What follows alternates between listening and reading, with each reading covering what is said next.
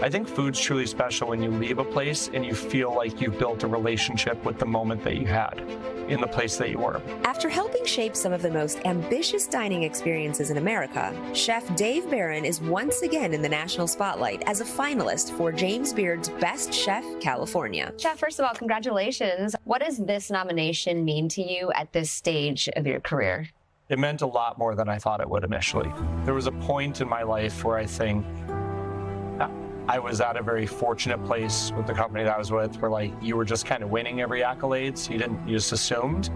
And these last handful of years have been really challenging, right? A lot of like self-reflection, soul searching, trying to understand who I am and what we do. That self-reflection would ultimately find its way into Beran's most personal project to date, Seline in Santa Monica. But the journey to get here began thousands of miles away in the Midwest. Do you think there was a particular dish that changed your understanding of what food could be? I was sitting with my dad and his coworker at a restaurant in Chicago called MK, and they served this goat cheese ravioli with like, I don't know, like cherry tomatoes and a beurre blanc, right? And I remember thinking it was so good. And I just, like, I ate it and I thought about it. It was so unfamiliar and full of things I didn't like, and I loved it. That dish in that restaurant, in that moment, for whatever reason, made me feel like I wanted to be a chef. As it turns out, the Chicago restaurant that first inspired Beran would also give him his first professional kitchen job. From there, his career would take him to some of the most innovative restaurants in the world, including Alinea and Next. What is the craziest thing that you were asked to do to create a dining experience? The whole thing at Alinea was, you could never say this isn't possible. I mean, there was one time that Jose Andres and we brought in like these 7-foot-tall angelica branches and hollowed out different sections of them and filled each part with different courses. That was pretty absurd. Looking for his next challenge, Beran set his sights on Los Angeles, where he opened Dialogue. The restaurant would earn a Michelin star and, more importantly, teach some of the biggest lessons of his career. When you look at the chef that came to LA to open Dialogue, and you see the chef today sitting here, what has changed? So much. I mean, a lot less ego.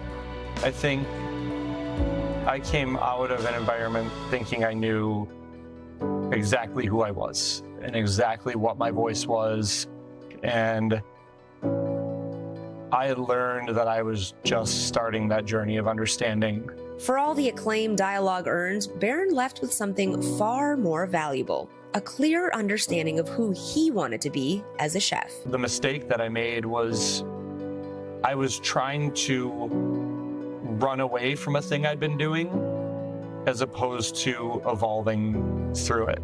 That evolution would become Seline, a restaurant inspired by Beran's daughter and the sense of wonder she reintroduced into his life. When you walk around with a little kid that's like, a year old, everything is magical. A lot of the inspiration for this restaurant was finding magic in the mundane.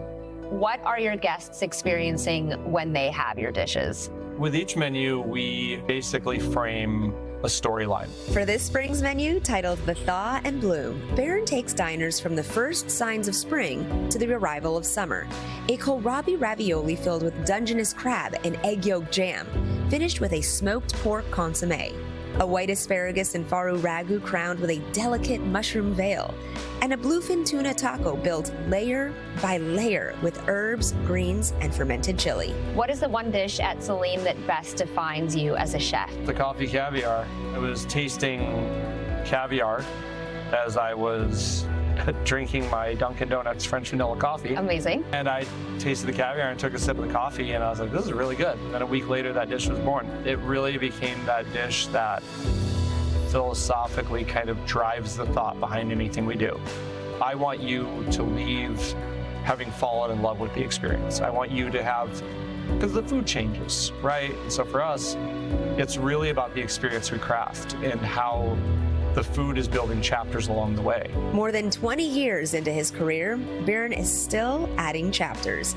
Each restaurant, each menu, each dish helping to shape the book he's been writing all along. What do you hope people remember about your work and your legacy? You obviously want people to remember the food and the experience, but I think the bigger conversation is the people who came from you. You want everyone that leaves you to be awesome, right? They're investing their time. They didn't have to work here, and they certainly didn't have to work for me. You know, I'm lucky that I've had a couple really good chefs I've worked for that I still talk to a lot, and I hope that I can be that for chefs who work for me. And good luck to all the Golden State finalists who will hopefully bring home awards tonight in the ceremony in Chicago.